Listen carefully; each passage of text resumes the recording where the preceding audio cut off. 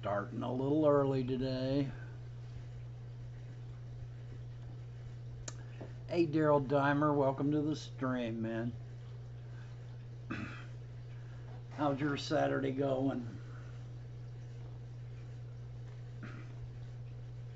Hey, Laura, welcome to the stream. How's Laura today? I figured I'd let my picture stream from Peru run in the background today.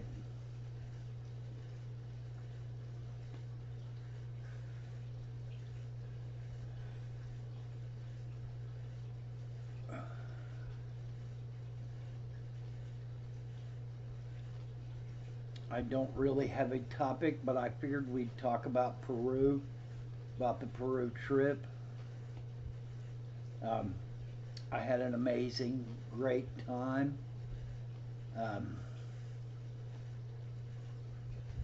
It was incredible. My physicality probably wasn't up to par in the sense of me being able to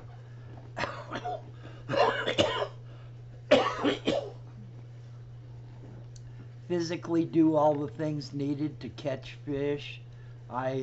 I mean, I caught plenty of fish, don't get me wrong, but I wasn't able to, like in one stream, the best way to catch them was to find a place where the current went between larger rocks, set your net at the mouth of that current flowing through, and then move a bunch of rocks around, and we caught plecos that way. And my back just, I think I caught one or two plecos that day, and those were the green golds too. And I can't wait to get them into tanks. I should get about 15 or 16 of them, something like that, depending on how many Dean keeps. I can't wait to try to breed those guys. They are the most incredible looking ancestress that I have ever seen. They are the greenest gold you ever saw. They have gold highlights on the outside and the edges. Hey Patricia, welcome to the stream. And their body is a dark green color.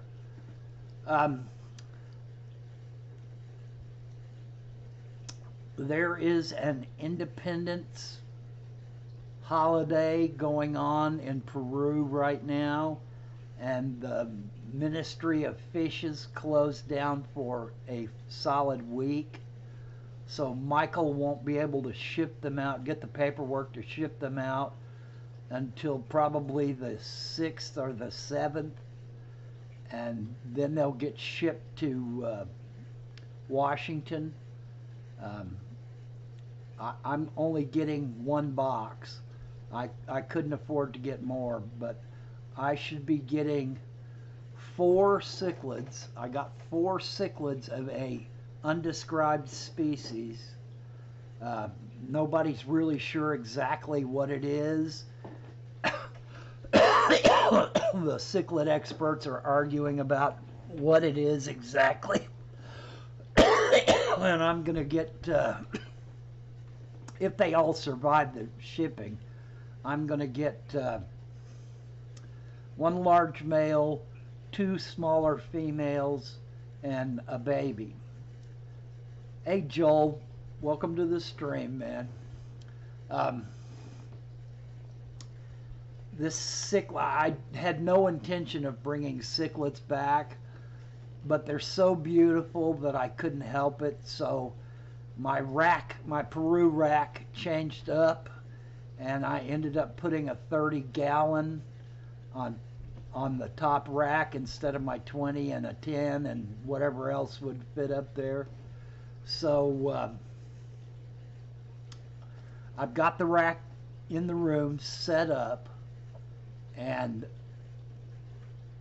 I still don't have the resealing done on my 55, but I've got my sump system set up and just cycling, because I'm having to add. I don't have a month to let them run.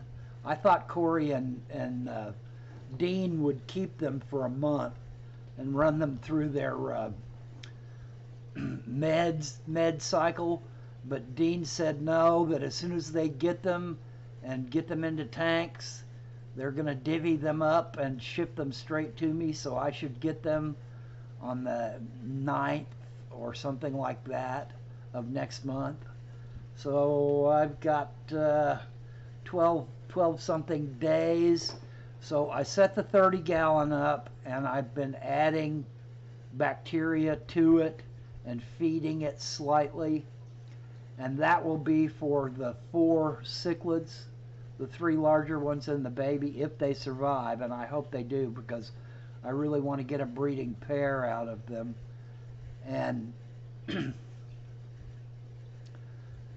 I'll also put, there was one silver dollar species, I have no idea what, and 2, the only thing I can,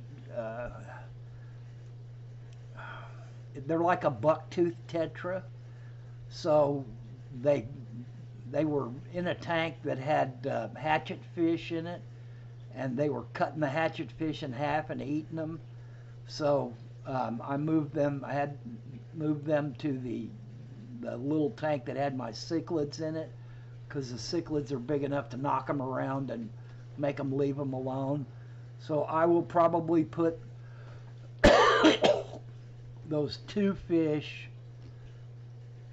that their body looks a little bit like head and tail light, and really I think they're like a bucktooth tetra, some sort. They've got teeth and they're very aggressive, so they'll go with the cichlids, because I don't think until the cichlids start spawning, I don't think it'll be an issue, and by then maybe I'll have someplace else I can put them. I am going to get about 30 blue tetras. They are the brightest, shiniest blue you ever saw when they glint in the sunlight. They look silverish on the sides. You know, it looks like they have no color at all until they tilt just right, and you get the brightest sky blue off of them, and they're called blue tetras. I don't know if that is a set name or not, but they are very tiny. They are a nano fish, and I should get a school of between 20 and 30 of those. Joseph wanted to take some, and Dean wanted to take some, but we had over 100. So they're so awesome.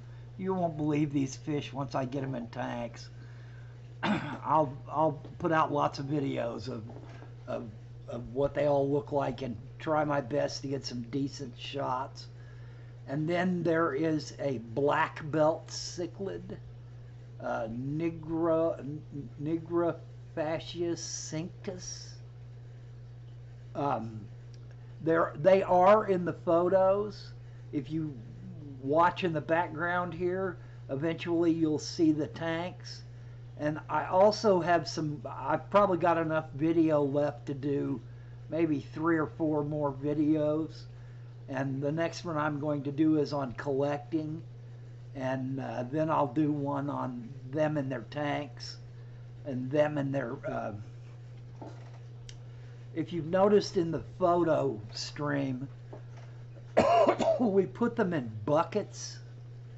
We went with hand nets, if you'll notice, and we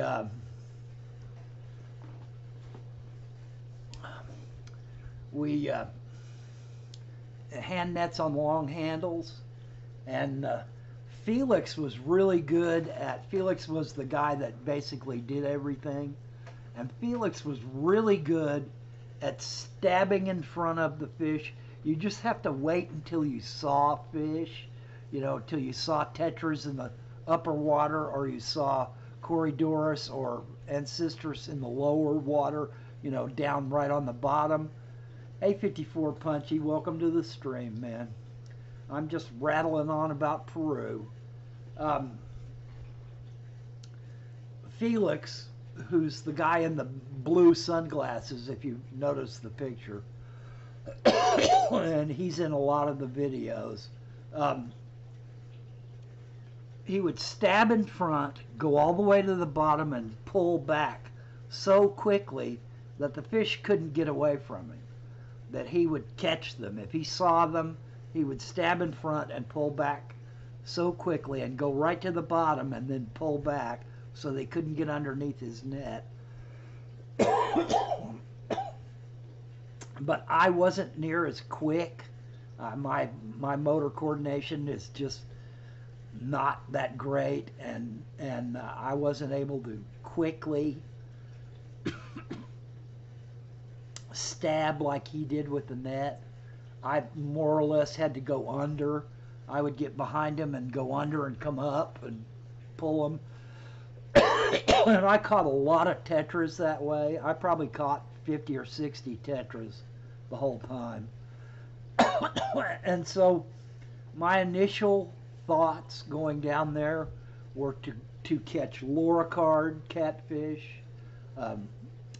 wood catfish. I thought about getting a knife fish, and I wasn't really so focused on tetras. But once I got there and saw the amazing variety of tetras that we pulled in, anytime anyone caught a tetra, I said, yes, keep it. I'll take them all. And I'm going to set that 55-gallon up as a pleco tank. I should end up with anywhere from 20 to 25 plecos.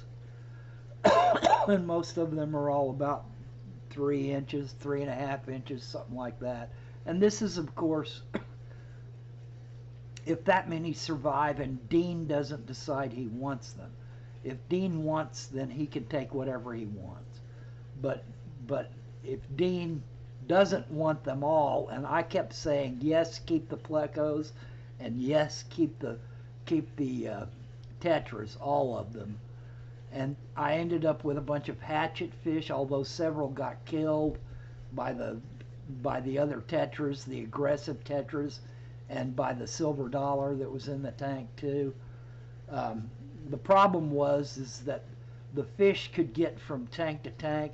The way the tanks were set up were sections of 8. Hey, Biggies, welcome to the stream, man. There was 8 tanks made into one section, and there were openings in the bottom between each tank, and the little tetras were able to get from tank to tank to tank. So in the area they were in, a lot of them ended up in the tank with those aggressive tetras, and the aggressive tetras started killing them. So we moved them to another section, and they were too big to get underneath anyway. But I put them with the cichlids, because the cichlids were strong enough to beat them up and knock them around, and they wouldn't kill the cichlids. At least, knock on wood, I don't think they would.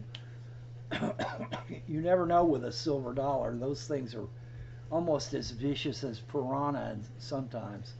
I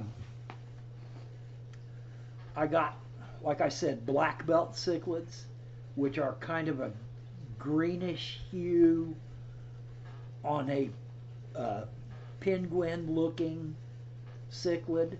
It's got a black belt, hence the name. Cinctus is belt in Latin, and negro is black, and so it's black belt cichlid. And they are all rather small, but I think we got about 50 or 60 of them total, if I'm not mistaken. And then there is a whole other tank full of just mixed cichlids, mixed tetras. and the hatchet fish are in there as well. And so I'm going to put all of those tetras in the 55 and then drop however many plecos I get in the tank with them. If you watch the water parameter test video that I ran, it shows you us testing at about 4 or 5 different streams or rivers where we caught, and basically it's RO water. It's TDS anywhere from 8 to 27, I think was the highest reading we got. So basically it's RO water, or it's water like they have out in the Northwest where Corey is. Their TDS is in the 30s. So it was real low mineral content and yet really super low TDS. There's Felix. Felix was a beast. He could catch fish like crazy, and he was pretty much the do-everything guy. That's our cook, Carla, and there. Some of these pictures are of Felix's tanks, but you can see in some of these pictures how there's tanks side by side. Hey Victor, welcome to the stream, man. Right there, that's what we did when we got the fish home. We collected them in buckets, and then we bagged them and put them in coolers. Carla was back a few. You'll have to wait for it to run through again. Maybe not. I'm not sure. I guess I'd have to look. Maybe it's delayed a little bit.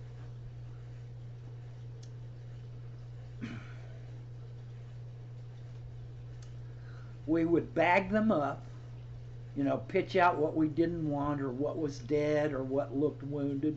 There's the black belts.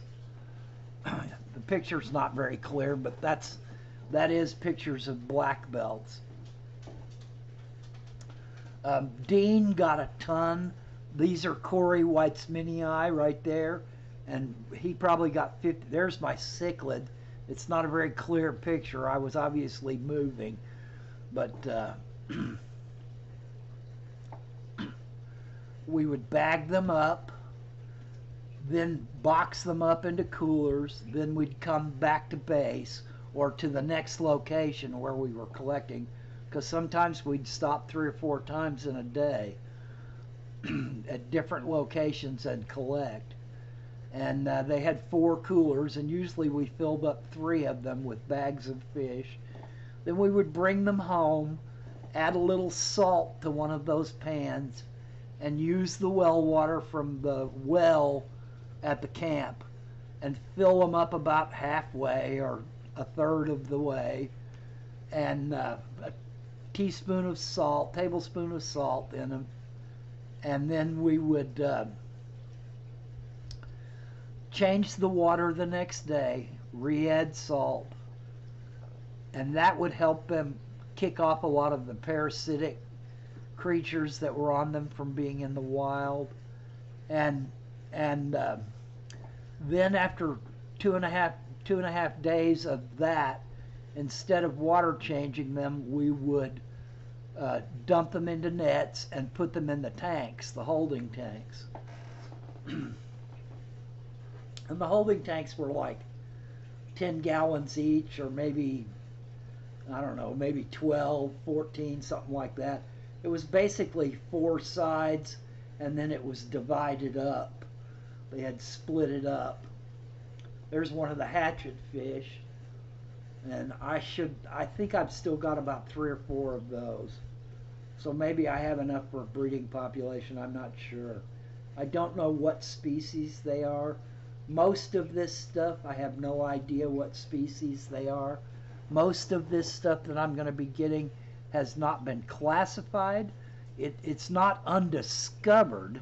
It has been caught and put before the ichthyologist already, most of it. But a lot of it has not had the ichthyology work done on it. It has not been classified. A lot of them have not been named. A lot of them have not been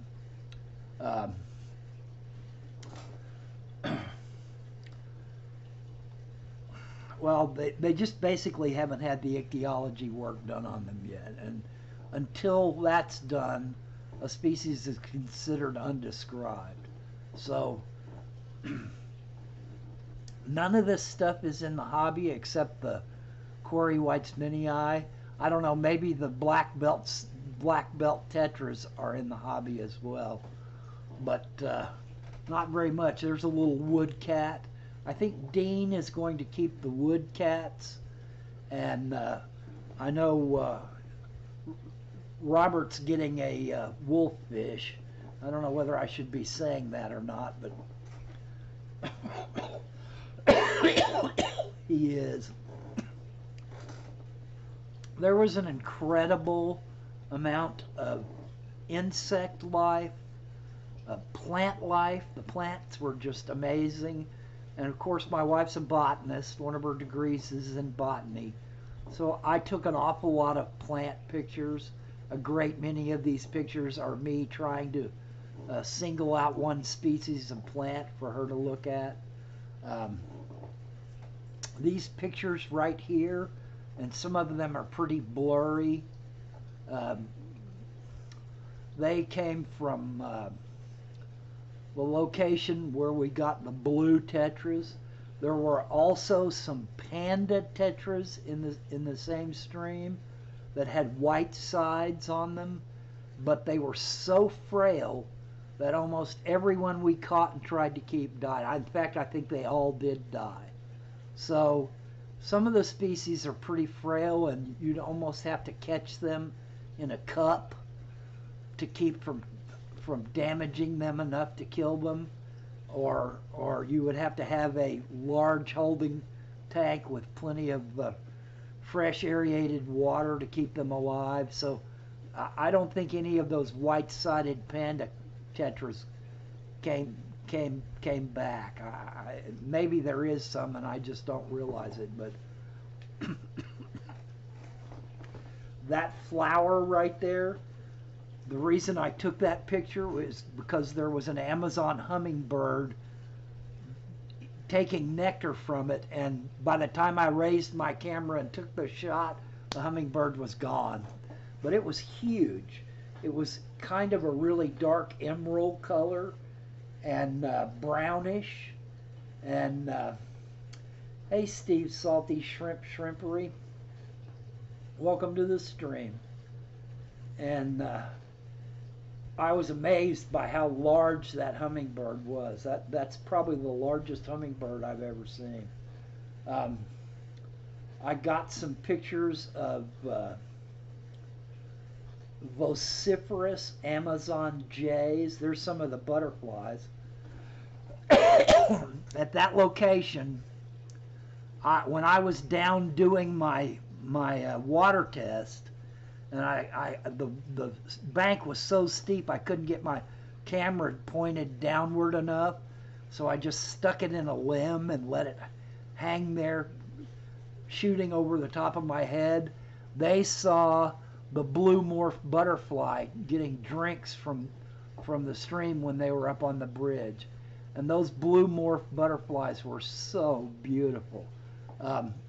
There's a blue morph butterfly that has half of its wing is the bright iridescent blue, and then there is one that has a solid wing color that's the bright iridescent blue. And I saw a couple of the half morph blues. They're about I don't know, maybe 8 inches high and maybe 6 inches across, and just the brightest blue you'd ever want to see on those butterflies. But the time when I saw them, I did not have a camera in my hands. You know, I was torn on this trip between wanting to be in the moment of the trip itself, and also wanting to catalog. You know, a lot of these pictures I've taken of plants are from the van when we were driving around. And instead of the camp being right on the river and us getting on a boat and going to different streams, we literally drove around in the van to get to all these different locations. There was one location where we had to use a boat on, and that was, if any of you follow Corey on Instagram, Corey had his waterproof i8 phone, and he managed to film during the downpour we got hit with. But I did almost nothing there, because on the way across the river to the stream we were headed for, we got stuck on a sandbar, and we all had to get off and push. Daryl Dimer, I can't stress enough how much anyone who is a serious hobbyist should go now as soon as possible and take this trip. And the reason why is, a lot of these streams that you see me taking pictures of from the vehicle, or when we would stop and get out, are solid brown. Hey Dank Tanks, welcome to the stream, man. I'm just rambling on about Peru today.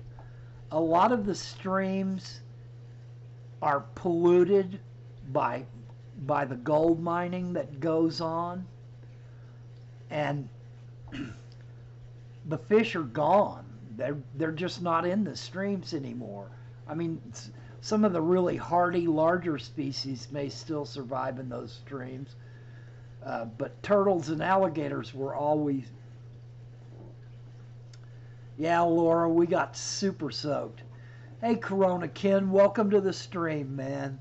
It was so much fun getting a chance to meet you and to talk to you while I was stranded in Newark. I didn't get out of the Newark airport until after, it was almost 2 a.m. They kept delaying our flights because of the storms that were all around. And my wife had to wait 5 hours for me to finally get there. But it was really awesome to see you and get a chance to meet you. And thank you for buying lunch. I still feel like I should have bought lunch, because you were the one to come out and see me. I was a little bit punchy. I was a little bit flight lagged, so I'm sorry if I seemed kind of out of it, but I really hadn't slept in a couple of days, and I'm sorry if I was kind of punch drunk, but it was really an honor to meet you, and I enjoyed very much our little bit of time that we had. I'm sorry that I was so late. Yeah, 54 Punchy's a little bit punchy too. I was really punchy, 54. I was punch drunk. Danks, I don't drink, so I did not drink any. Some of the other guys did. Michael had some bourbon, and I think he and Dean imbibed. Neither Corey nor Joseph nor I drank, so, and I don't think Felix drinks either. So, no, I didn't eat the worm either. I don't think they have much tequila down there in Peru. Well, I drank 5 bottles of water a day while I was down there, and it's been kind of rough getting back home trying to drink that much water to keep it going. So basically I'm back on my regular schedule of a sun-kissed diet and Gatorade and some water. Here, you want to be on YouTube? There's Max. Say hi to everybody, Max. Tell them all hi. Can you wave at them? Can you wave that little arm at them? Max is doing fine. Orange, thanks.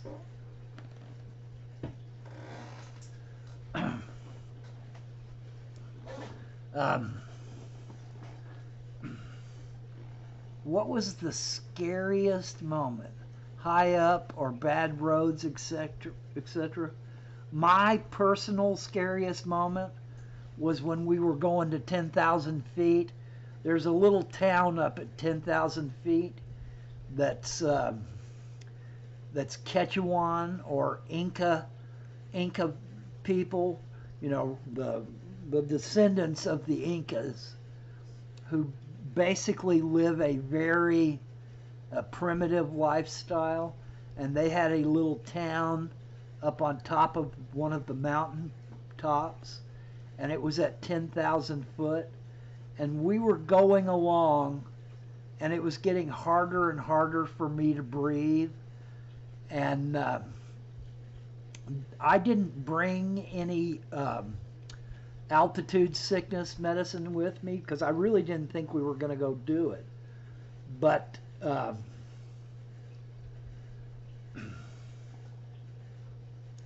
at about 8,000 or 9,000 foot, they pulled over, and it was all I could do to get out of the van, and basically I was just breathing, and I went and sat on some rocks. It felt like there was a 500-pound rock on my chest. I just could not get enough oxygen in no matter how hard I breathed. So basically I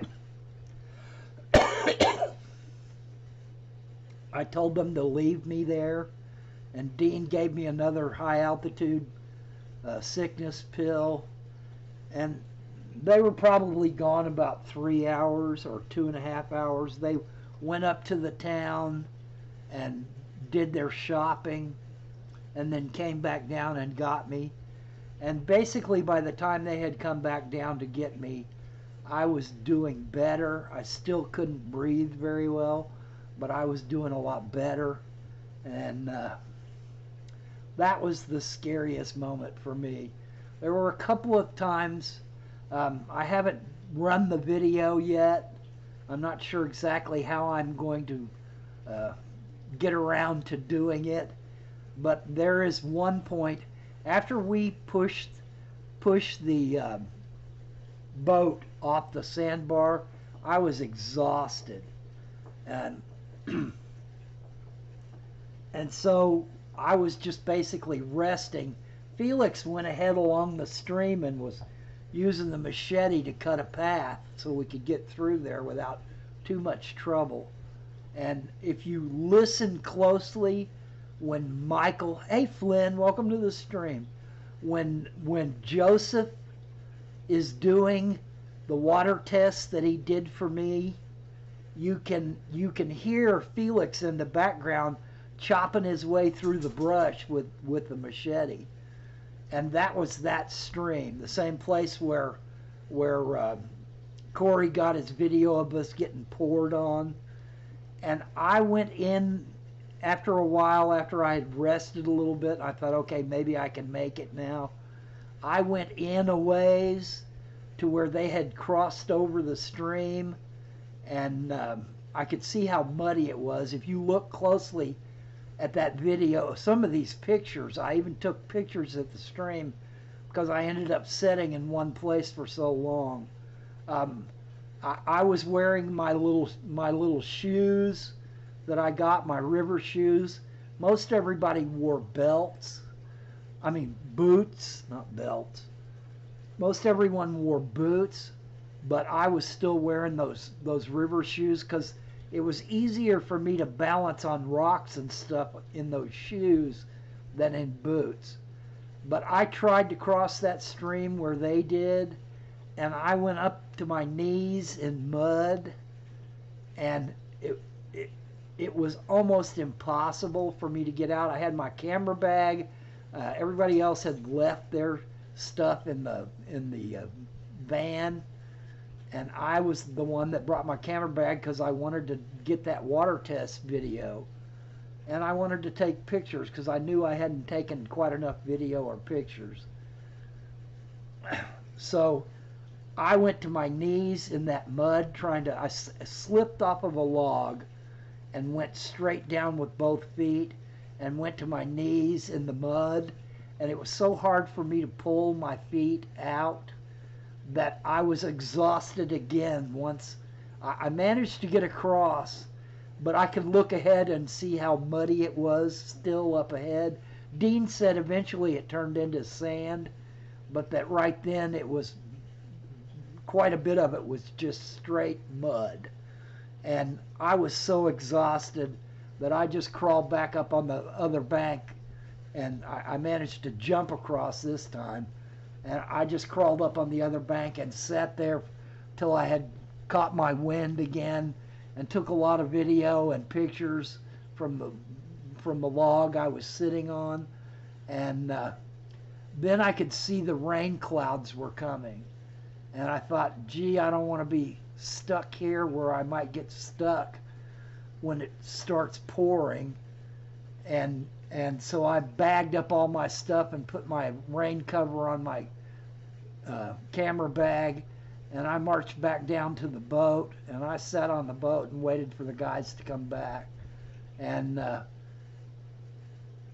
yeah, I'm lucky I didn't lose them, Ken. It was deep, and it was red clay mud. I was shocked at the habitat down there. Every stream we went to was a different type of habitat. There's the vociferous Amazon jay trying to get those mangoes just before the Corey picture. No,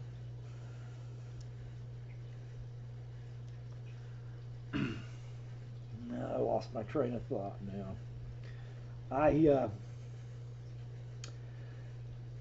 Just as the guys got back, they didn't come out the creek. They went up on the bank, and thanks for stopping by, Steve. And a good time does not even begin to describe how wonderful it was. I recommend it highly to anyone who has the wherewithal and the desire to learn about fish in the wild and their habitats and how to actually catch them yourself. Take this tour before, the next couple of years get full.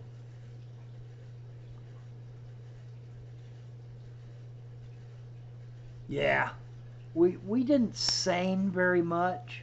We only used the seine twice, because part of the problem with using the seine is you get so much mud and leaf debris in it, and you have to sit there and rock it back and forth in the water to get all that stuff cleared out. And the fish get really roughed up because there's sand and leaves and clay all around them, and they get rolled around in that as you're trying to get the water out. I mean, to get the mud out, shaking it in the river and rocking it back and forth. It really roughed up the fish, and we lost a lot of the cories and tetras that we caught using the seine because they had been so roughed up. We caught several of the woodcats that way too. But I would really recommend, I can't stress how hard I recommend that anyone that has the wherewithal and the desire to do this, call Michael or Ian up at Go Wild Peru and set up your place in an expedition.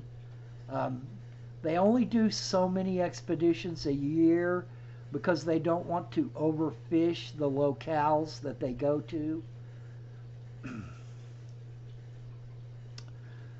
Ken, they have not arrived yet. There is a Independence holiday in Peru, and the Ministry of Fishes took the whole week off.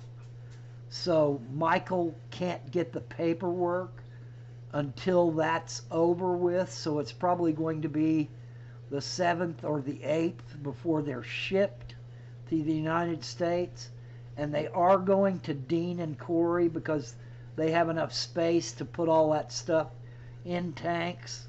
I think they're going to use a tank rack on Corey's warehouse, and I think they set it up specifically for this shipment.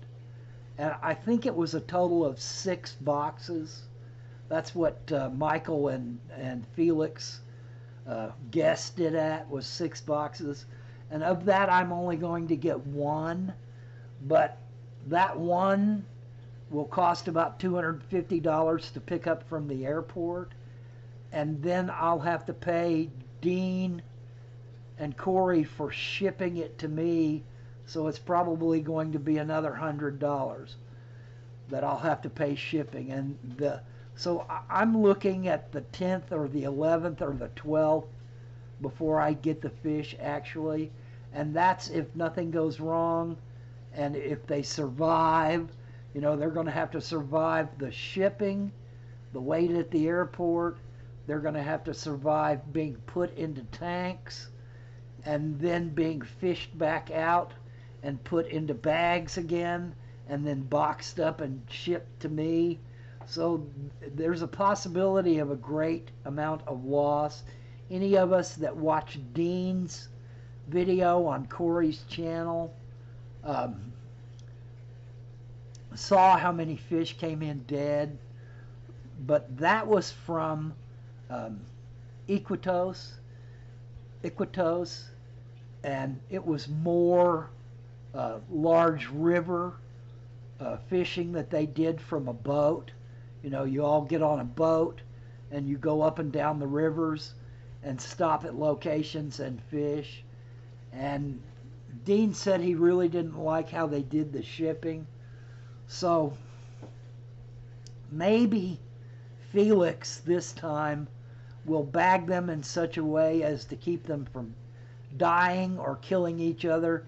You know, if you've got a bag of, say, 20 tetras and one tetra dies in the bag, then you've got a real good chance of that water going foul enough to kill the rest of them during shipping.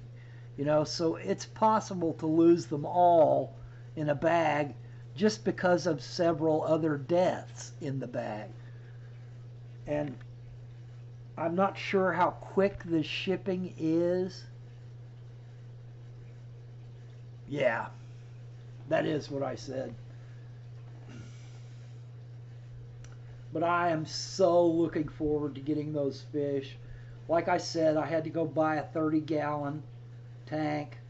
I really didn't intend to spend more money, but I had to go buy a 30-gallon tank to put those cichlids in, because if I put them in with the tetras and the 55, I would have 4 fat and happy cichlids and 0 tetras, because they would eat them all, because most of the tetras are really small. You know, they're going to get larger, but most of them are really small. So I needed another tank. So I now have a 30-gallon tank set up at cycling. I'm using Stability, I think it is. Same company that makes Prime and Safe. The name's slipping my mind right now. But they have a bacteria product that you can, you know, when these guys go to fish shows, they have no bacteria in the tanks that they set up. So they use stuff like Stability, and there's a couple of others, and they set those tanks up with that bacteria in it so that the water is cycled enough for the fish to be able to live in. You put fish in totally uncycled water and you will have a death trap, because the water will cloud from the bacteria blooming and suddenly there will be a bunch of dead fish in that tank. I will probably end up with somewhat of a bacteria bloom anyway, but at least this way there will be some live bacteria in the tank before the fish get here for me to put them in. And I'm really looking forward to that, to getting those fish. It will just complete the journey for me to finally have those fish in tanks. You know, it's kind of fading on me a little bit. Yeah, I really hope the blue tetras make it too, and they're pretty frail. But after we got them in the holding tank, out of their salt bath and in the holding tank, and Corey treated them all with oh gosh, the parasitic medicine that's made by the same company that makes a bunch of the other stuff that he what is it? It's not Safeguard. What's the anyway? Corey treated them all for once with that anti-parasitic medicine, so that should help as well. And I'm going to, when I get them, I'm going to look at them and see what kind of shape they're in over a couple of days. And if it looks like they're suffering from parasites, or it looks like they've got internal parasites, thanks for stopping by. General Cure, thanks, Punchy. That's exactly what Corey treated with. He brought 2.5 boxes with him when he came, and he treated 2 days before we left. He treated all the fish with General Cure, all the fish that were in holding tanks. I think he ran short because they have large holding tanks. Like Dean got about 90 Corydoras CWO 97s in one tank, and those tanks are like 40 or 50 gallons. And so they treated those and the Corydoras whitesmanni and something else they had in a tank. And I told them I didn't want any of the Corys because I really don't think the Corys will do well with 20 plecos in a tank. I think the plecos and the Corys would end up having trouble. And I don't want them in the tank where the cichlids are, because if the cichlids start spawning, then they'll beat the crap out of the Corys. So I just didn't want to go that way either.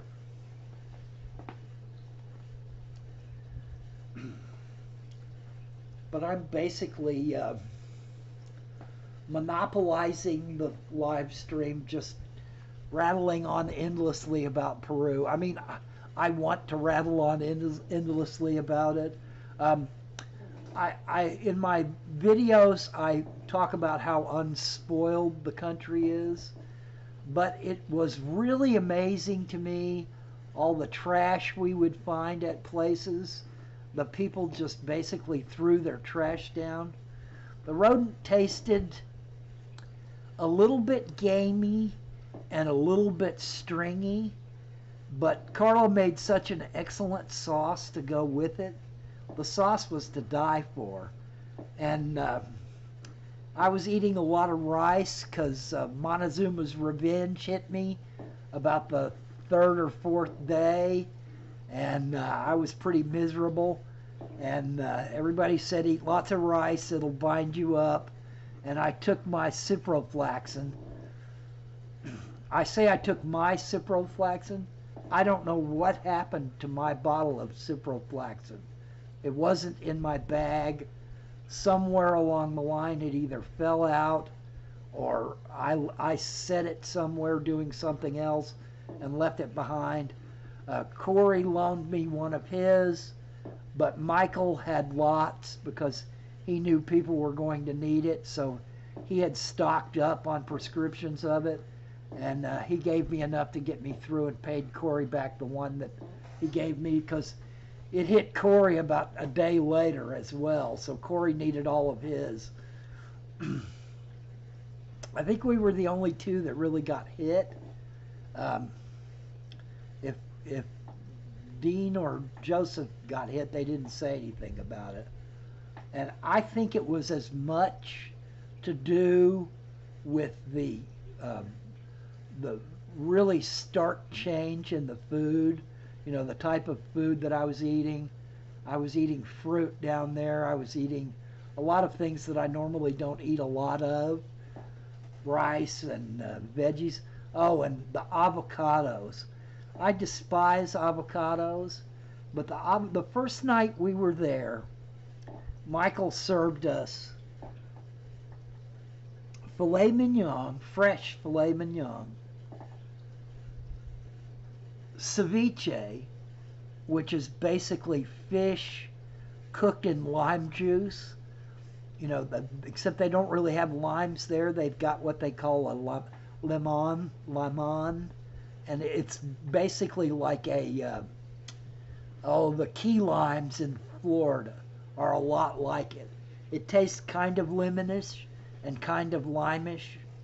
It may be some mix, I'm not sure exactly, but they cook a lot of their food using high citrus content sauces and you know, basically just pour them in. And the ceviche was to die for. But the avocados, they grilled the avocados, and the avocados were delicious. I've never, you know, I took a little bite because I didn't want to be rude and not even try it. And I took a little bite, and it was excellent. And I've heard a lot of people say they don't like Peruvian avocados, that they don't have as much flavor or taste as other avocados do. But man, were those things good. Perfect ripeness and grilled. And it was about like eating butter. Yeah, the food was incredible. We ate pacu. We ate like a little small capybara. Ayucho or something.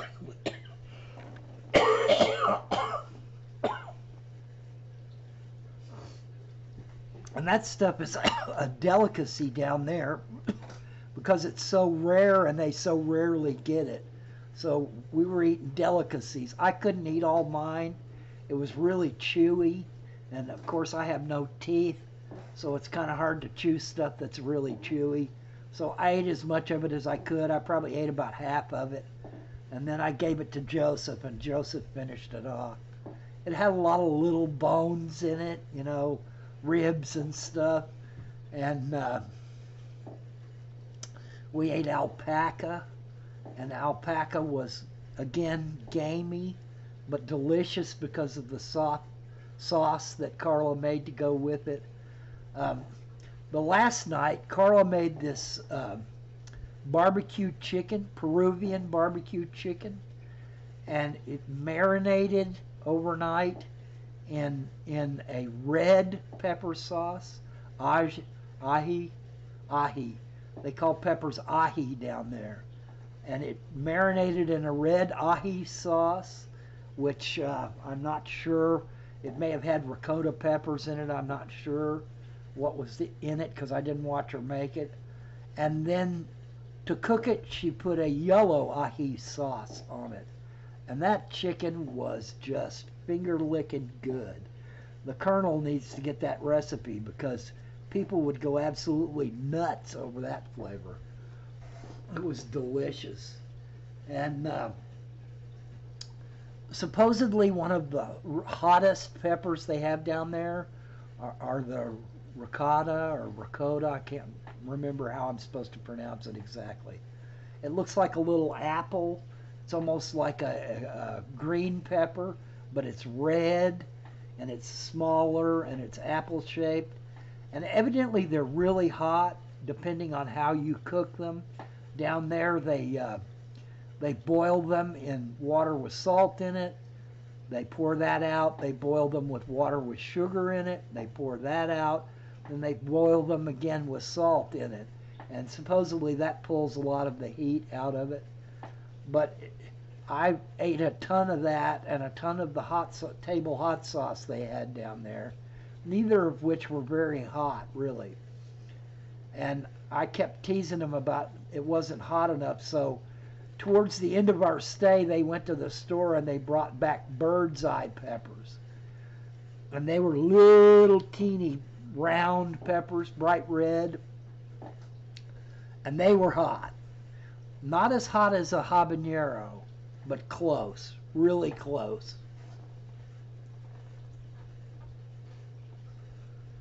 All right, guys, we're rounded up to the top of the hour. If anybody has questions, I'd be glad to try to answer them. I know we're not talking much about water here, and we're not talking about too many of your questions. We're basically listening to me ramble on endlessly about how much fun I had in Peru. It was an incredible experience all the way around. I just really can't stress enough. The mosquitoes and the bugs were a bit of an issue, but not near as bad as I expected. I went short-sleeved. I went short-sleeved until about the fourth day, and on the fourth day we went to a spot where I got eaten alive by sweat bees. So after that I wore my long sleeve shirt just to keep the sweat bees from biting me.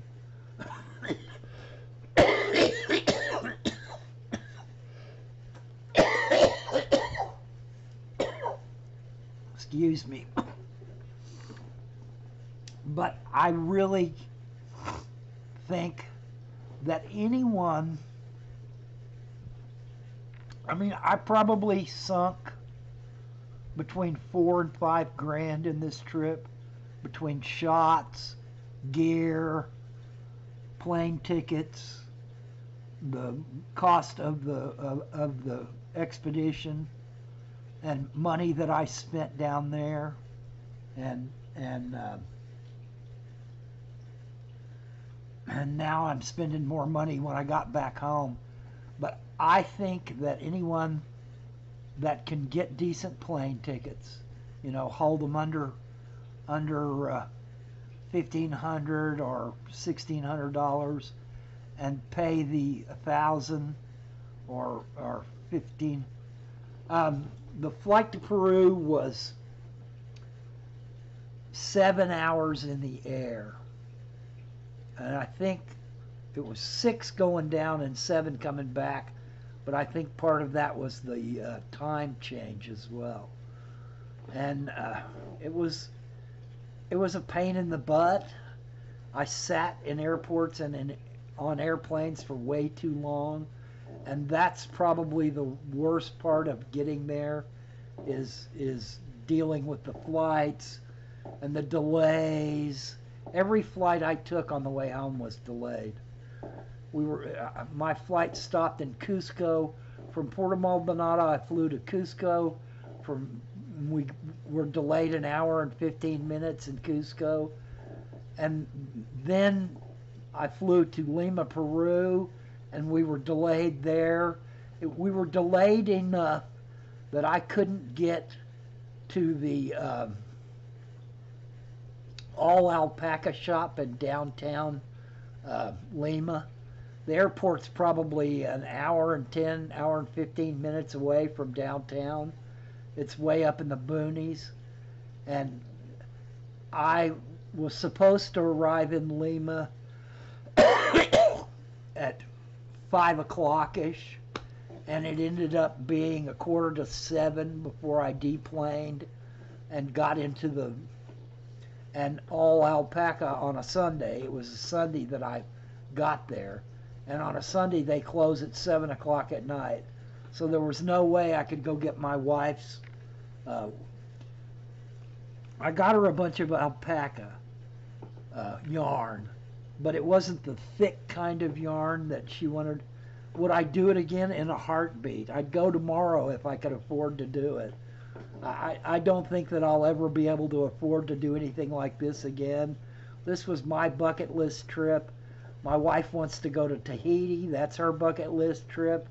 And Tahiti's going to be a whole lot more expensive, so we'll probably be saving for 4 or 5 years to get her to Tahiti. Plus, she'll want to buy pearls while she's down there, so it may be longer than that. I really think that anybody that can afford the cost of the expedition and the plane tickets should go without reservation. Should be calling Michael up tonight and saying, Michael, get me in. When's the next available slot?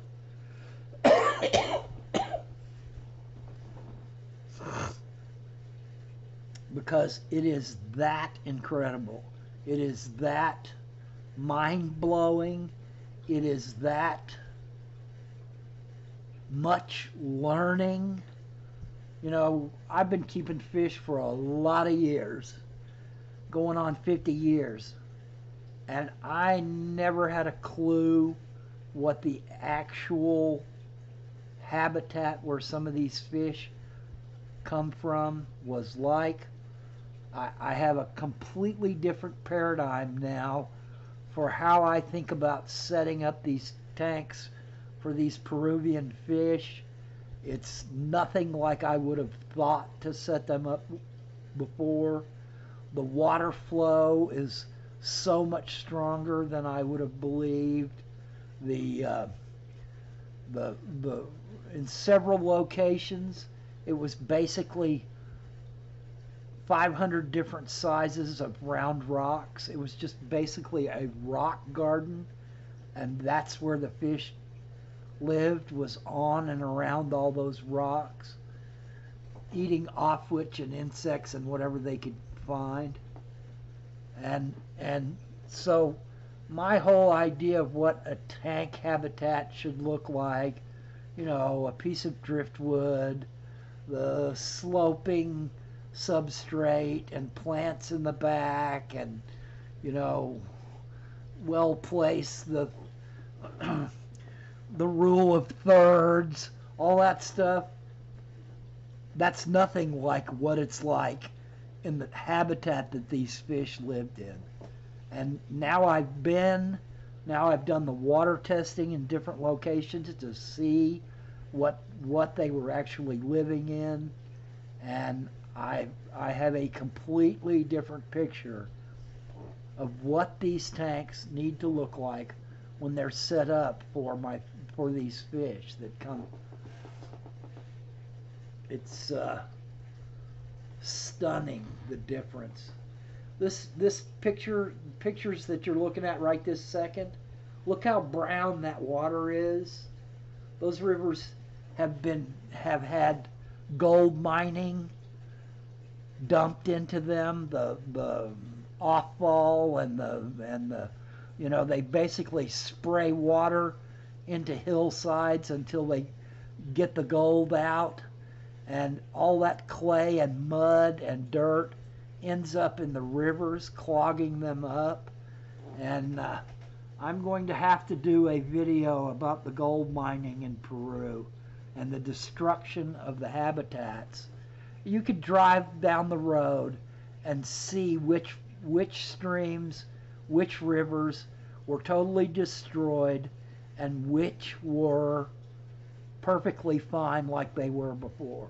And the ones that were totally destroyed, there were no fish to catch in them anymore. The fish were all gone.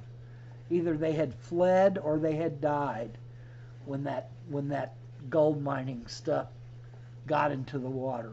Now, the other side of that coin is that a great many poor people in Peru make their livings working for the gold miners, shipping stuff, bringing stuff to them, working on location, part of the administration. And it's pretty callous for us in a rich country, which pollutes its own environment so badly, to look down on Peru for allowing gold mining to destroy so much of the natural habitat around there. So it's it's really a double-edged sword. It cuts both ways. You can't come down on one side without acknowledging the other side, and it's really a complex issue. It's not something that's simple or clear cut. It is destroying the habitat in a great deal of the country. And that's one of the reasons why I say, as loudly and as penetratingly as possible, that anyone that really wants to see unspoiled nature needs to get out there right now and see it. Because the waterways are drying up all over the world, because pollution is destroying the habitats through things like gold mining or palm oil plantation farming, with all the runoff and fertilizer that comes off of those palm oil plantations. And palm oil plantations are cutting down rainforests at an incredible rate right now. Pretty soon there is going to be no unspoiled rainforest left, because the palm oil farmers will have cut it all down and are growing palm trees on it, palm oil trees. It's getting that critical. It's becoming less and less and less possible to see unspoiled nature, just raw, out in the jungle nature, that anyone that really wants to see it better do it within the next 5 or 10 years, or it's not going to be there for you to do it. Because all these countries are growing, their populations are growing, they're building new cities and towns and villages near the waterways, and they throw their trash in them. Basically, it's like a latrine for them. We saw people down on the river bed when the water's down, washing vehicles out there, because they could pump the water with pumps straight out of the river and wash people's vehicles down there. So they're just basically dumping soap and whatever comes off the vehicles right back into the river. So people, by the growth of population, by the need for money, by the need for palm oil, by the planet drying up because of the heat, it is not going to be there pretty soon in most of the world.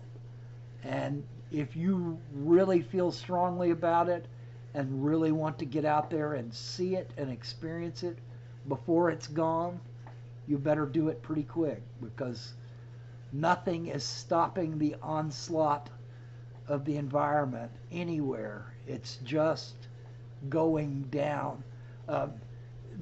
These pictures right here, there's actually a ferry right there that ferries trucks back across this side of the river for lumber, the lumber mills. And China's buying a lot of that lumber. A lot of it's being cut down illegally and milled and being sent to China and Japan and all over the world. All right, guys, I've probably rambled on enough for one live stream. I thank you all for coming out and spending a little bit of your day with me. Once again, I'd like to thank Corona Ken for so graciously meeting me at the airport. And we had a time trying to get together because my phone was dead, so I couldn't call him. And I was wandering all around the airport looking for him, and he was wandering all around the airport looking for me. But we finally connected. And I must apologize vociferously to IFG, Evan, Alexander, I did not connect with him in Houston. I was supposed to meet up and have lunch with him on my way out of the country, and I could not connect with him because I couldn't get on Facebook with my phone. So I'd like to apologize publicly to Evan. I may have already lost a good friend, and I'm sorry if that happened. I looked for him. I'm sure he looked for me. When I got back home and I got on Facebook, the first thing I saw was his message saying, "I'm going home now." So I'm sure he's probably pretty ticked at me for having made him drive over there and then us not connecting. But I had no way to contact him. So we were just basically looking for each other. All right, guys, I'm out. Thank you for spending part of your day with me, and good luck. I'll be putting out more Peru videos, and when the fish get here, I'll be putting out videos and photos of the fish too. I'll let you go with me as I try to keep these fish alive and make them thrive and make them breed.